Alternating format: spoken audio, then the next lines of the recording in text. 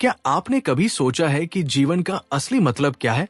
क्या कोई इंसान इतनी भयानक पीड़ा झेलने के बाद भी जीवन में आशा और उद्देश्य खोज सकता है? आज हम एक ऐसी किताब के बारे में बात करने वाले हैं जिसने दुनिया भर में लाखों लोगों को न सिर्फ जीने की नई वजह दी, बल्कि उन्हें सिखाया कि कैसे हर परिस्थिति में जीवन को सार्थक बनाया जा सकता है।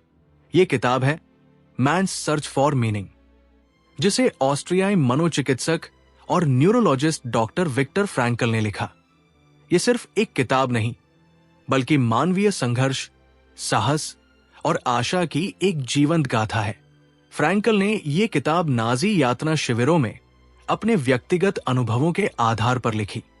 उन्होंने ऑशविट्ज और डचाउ जैसे कुख्यात शिविरों में अकल्पनीय यातनाएं झेली, भूख, ठंड, अमानवीय अत्याचार और अपने पूरे परिवार को खो दिया। लेकिन इन सब के बावजूद उन्होंने पाया कि जो लोग जीवन में कोई मतलब ढूंढ लेते हैं, वे किसी भी हालात का सामना कर सकते हैं।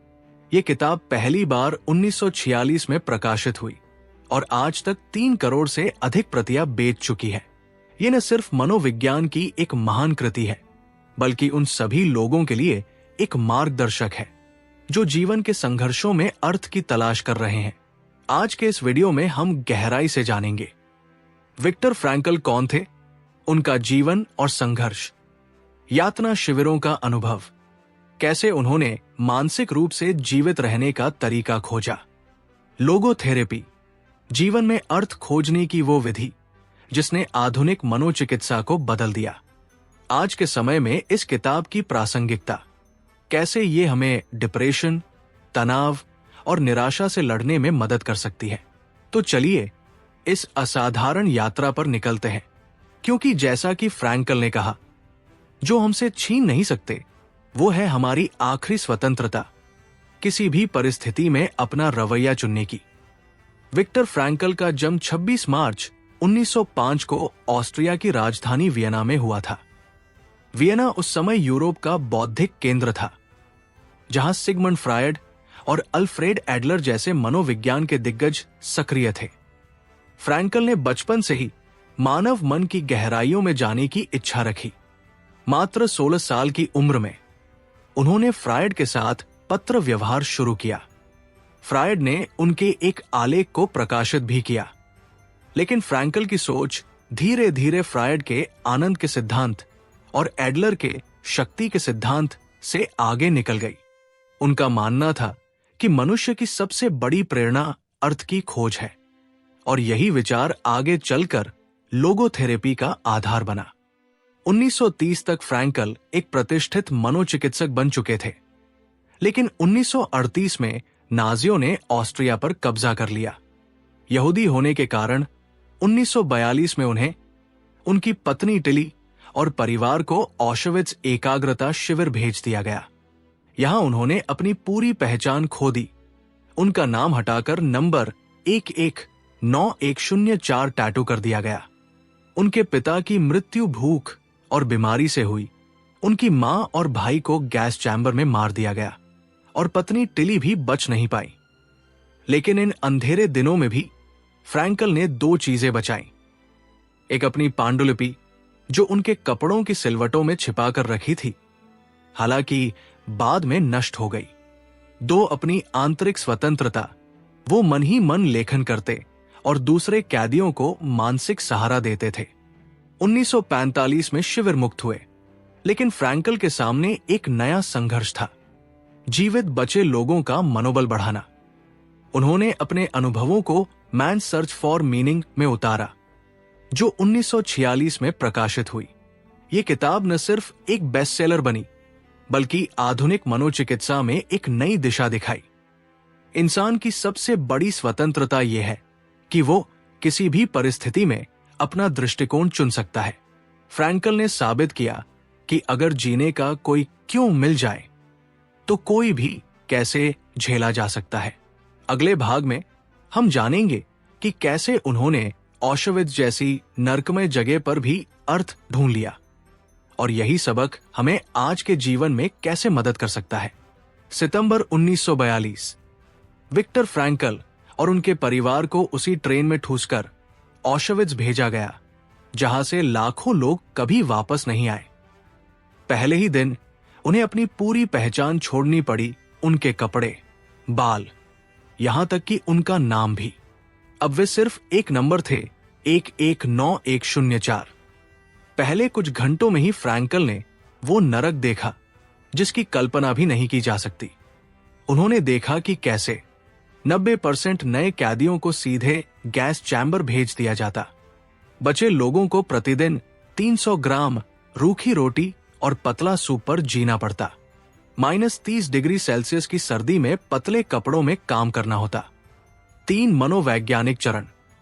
फ्रैंकल ने शिविर में कैदियों के मानसिक परिवर्तन के 3 चरण बताए। एक, प्रारंभिक सदमा, इनिशियल शॉक। पहले कुछ दिनों में सब कुछ अवास्तविक लगता। ये मेरे साथ नहीं हो सकता की भावना। कई लोग तुरंत आत्महत्या कर लेते। 2, भावनात्मक मृत्यु, एपैथी। 2 से 3 सप्ताह बाद भावनाएं सुन्न हो जाती। दूसरों की पीड़ा देखकर भी कोई प्रतिक्रिया नहीं। फ्रैंकल बताते हैं कि जब उनका साथी भूख से चिल्लाया तो वे सिर्फ इसलिए नाराज हुए क्योंकि उनकी नींद खराब हुई। 3, मुक्ति के बाद का संघर्ष, पोस्ट रिलीज डिप्रेशन। शिविर से बचकर आए लोगों को विश्वास ही नहीं होता कि वे स्वतंत्र हैं। कई लोगों ने बताया कि उन्होंने सपने में भी खुद को शिविर में ही देखा। वो रहस्य जिसने जीवित रखा। फ्रैंकल ने पाया कि जो लोग जीवित बचे उनमें एक समानता थी, उनके पास जीने का कोई उद्देश्य था। एक वैज्ञानिक जो अपनी रिसर्च पूरी करना चाहता था। एक पिता जो अपनी बेटी से मिलने की आशा रखता। फ्रैंकल खुद अपनी पत्नी के प्रेम और भविष्य में लोगोथेरेपी विकसित करने के सपने से बचे रहे। एक मार्मिक प्रसंग। एक दिन भूखे और थके हुए फ्रैंकल ने अपनी पत्नी की कल्पना की। उन्होंने लिखा, मैंने उसकी मुस्कान देखी, उसकी आंखों में झांका और तभी मुझे एहसास हुआ प्रेम जीवन का सर्वोच्च उद्देश्य है, मनुष्य की अंतिम स्वतंत्रता। फ्रैंकल का सबसे गहरा सबक। नाजी मेरा शरीर नियंत्रित कर सकते थे, लेकिन मेरे मन और आत्मा पर उनका कोई अधिकार नहीं था। उन्होंने सिखाया कि हम अपनी प्रतिक्रिया चुन सकते हैं हर परिस्थिति में। कष्ट को अर्थ दिया जा सकता है अगर हम उसे किसी बड़े उद्देश्य से जोड़ें। भविष्य की कल्पना ही वर्तमान को सहने योग्य बनाती है। ये वही सबक है जो फ्रैंकल ने नर्क से निकलकर दुनिया को दिए। अगले भाग में हम जानेंगे कि कैसे उन्होंने इन अनुभवों को लोगोथेरेपी में बदला, जीवन में अर्थ खोजने की वो विधि जो आज भी लाखों लोगों को आशा देती है। यातना शिविरों से लौटने के बाद विक्टर फ्रैंकल ने एक नई मनोचिकित्सा पद्धति विकसित की, जिसे उन्होंने नाम दिया लोगोथेरेपी। लोगोस ग्रीक शब्द है जिसका अर्थ है अर्थ। ये विचारधारा फ्रायड के आनंद के सिद्धांत और एडलर के शक्ति के सिद्धांत से आगे की सोच थी। फ्रैंकल का मानना था, मनुष्य की सबसे बड़ी प्रेरणा सुख या शक्ति नहीं, बल्कि जीवन में अर्थ ढूंढना है। अर्थ खोजने के 3 मार्ग।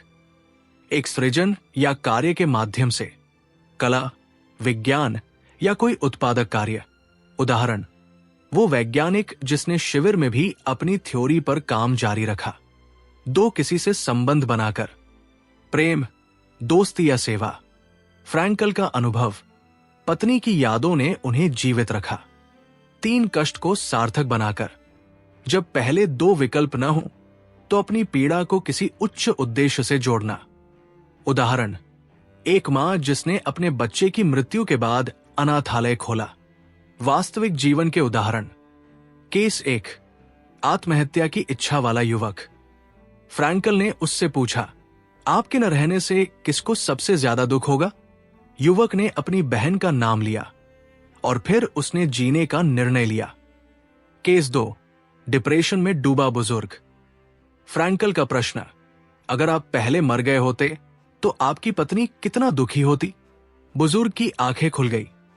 उसे एहसास हुआ कि वो अपनी पत्नी के दुख को अपने ऊपर लेकर उसकी कीमत चुका रहा है।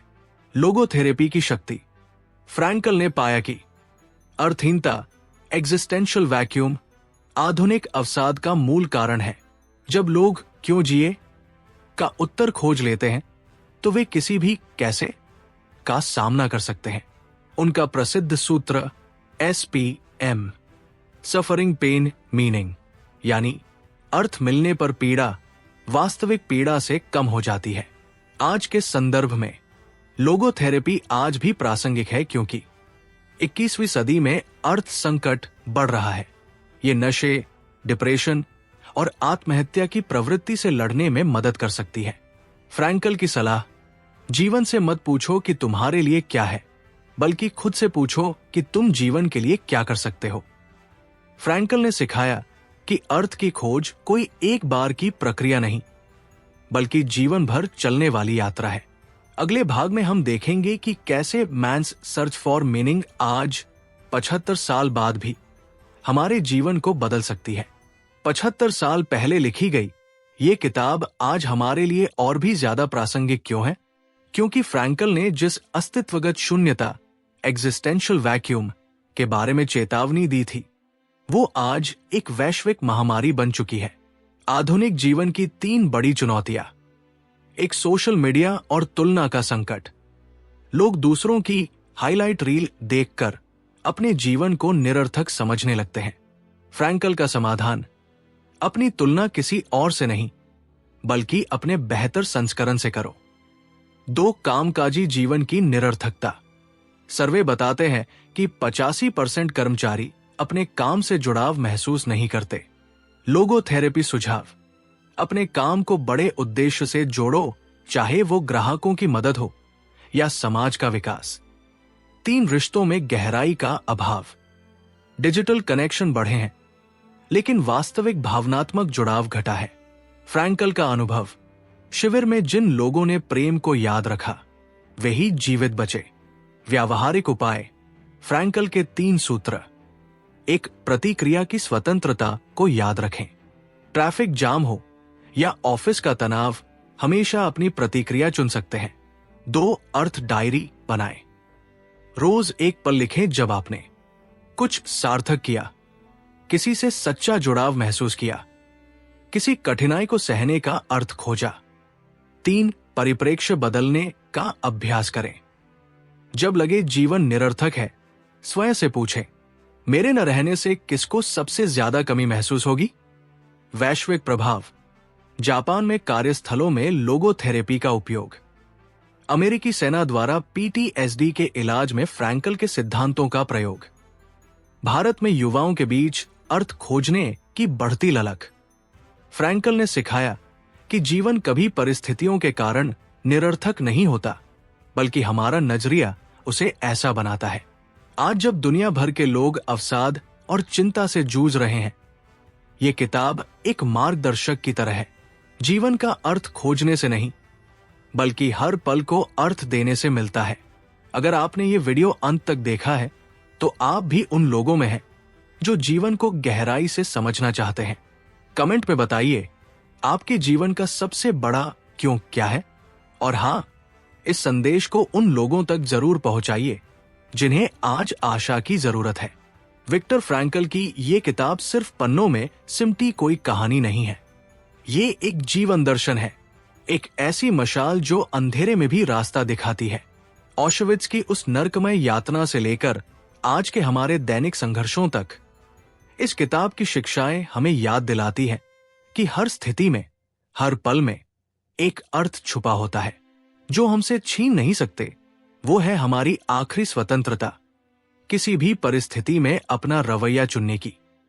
जीवन से ये मत पूछो कि ये तुम्हारे लिए क्या कर सकता है, बल्कि पूछो कि तुम जीवन के लिए क्या कर सकते हो। आज से 700 साल बाद भी अगर मानवता अस्तित्व में होगी, तो फ्रैंकल का ये संदेश प्रासंगिक होगा, क्योंकि ये किताब मनुष्य की अमर आत्मा की कहानी है, उसकी अदम्य इच्छा और अर्थ ढूंढने की क्षमता की। तो दोस्तों, अगर आपने अभी तक ये किताब नहीं पढ़ी है, तो इसे जरूर पढ़ें, और अगर पढ़ चुके हैं तो इसे किसी ऐसे व्यक्ति को उपहार में दें जिसे आप प्यार करते हैं, क्योंकि ये किताब न सिर्फ पढ़ने के लिए है, बल्कि जीने के लिए है। हमारे साथ जुड़े रहने के लिए धन्यवाद। अगर ये वीडियो आपको पसंद आया हो तो लाइक करें, शेयर करें और चैनल को सब्सक्राइब जरूर करें। कमेंट में बताएं आपके जीवन का सबसे बड़ा क्यों क्या है। जल्द मिलेंगे एक नए विषय के साथ। तब तक के लिए अपने जीवन को सार्थक बनाइए। धन्यवाद।